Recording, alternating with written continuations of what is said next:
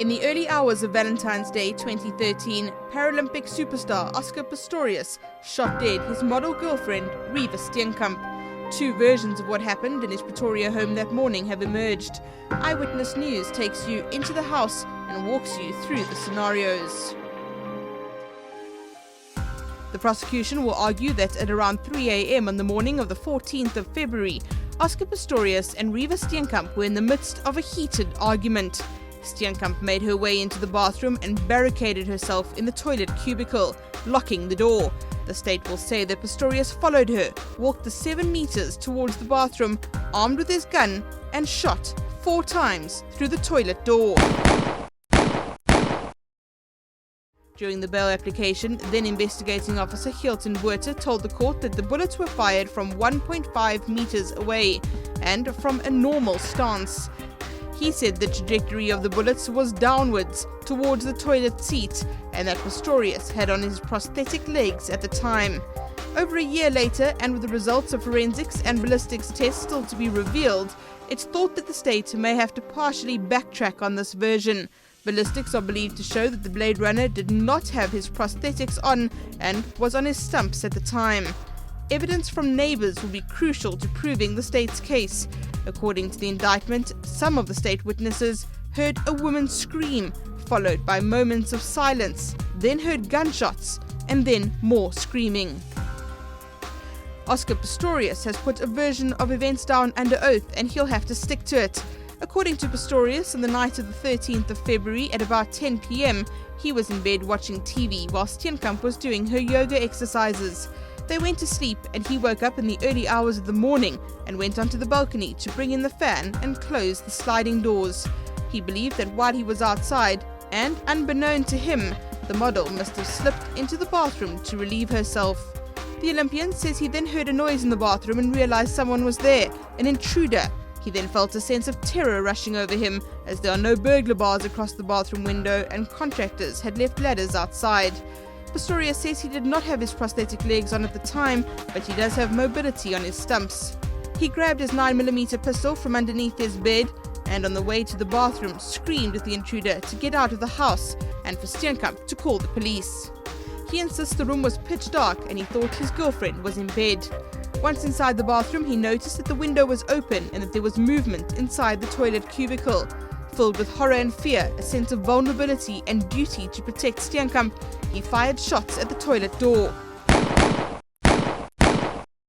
Steenkamp didn't respond when he shouted at her to call the police, so he backed out the bathroom in the dark. Only when he reached the bed did he realize that Steenkamp was not there, and it dawned on him that it could have been her inside the cubicle. He rushed back to the toilet, couldn't open the door, rushed back to the bedroom, opened the sliding door to the balcony, and screamed for help. It was then that he put on his prosthetic legs, switched on the lights, and bashed down the toilet door with a cricket bat. He found the key on the floor, unlocked the door, and found Steenkamp slumped over, but alive. While it is believed that around 85% of the forensic evidence is not in dispute, both sides want to show that what experts found on the scene supports their version of events. The state and the defense agree 4 shots were fired, 4 cartridges were found, 3 in the bathroom and 1 in the passage. The state argues that the position of the 3 cartridges in the bathroom supports their case, that Pistorius was in the bathroom with his back to the basins. The defense argues that Pistorius was on his stumps at the entrance of the bathroom. The state argues that firing 4 shots is evidence of intention to kill.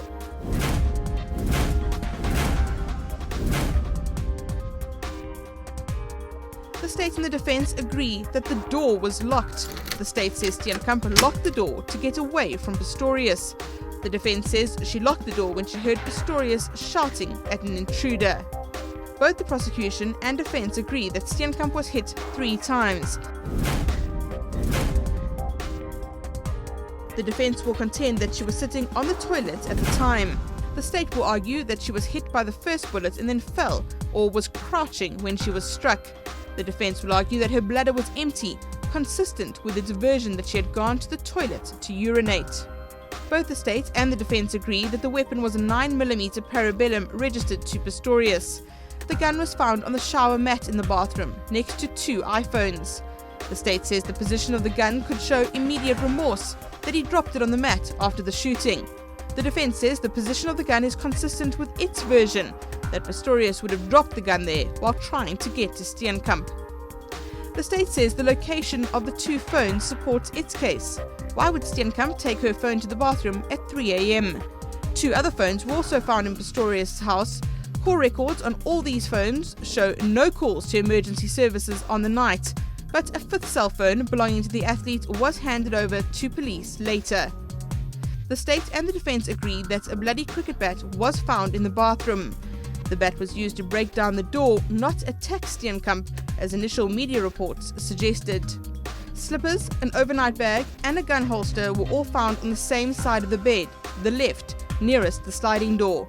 The defense argues that on the night, Pistorius slept on the left because he was struggling with a shoulder injury. Usually, he sleeps on the right, furthest from the door. The state argues that Pistorius would have had to walk past Steenkamp 3 times without checking to see if she was in the bed. The defense will argue that Pistorius left her in bed and assumed she was still there, but she slipped out while he was on the balcony. The state will say that witnesses heard a woman scream, followed by moments of silence, then gunshots, then more screaming. Some suggest 2 rounds of gunshots were heard. The defense will say that witnesses were more than 600 meters away, that they could not be sure of this testimony, and that they contradict themselves. The forensic evidence on the crime scene will tell a story to the court, and it will be up to the judge to decide which version to believe.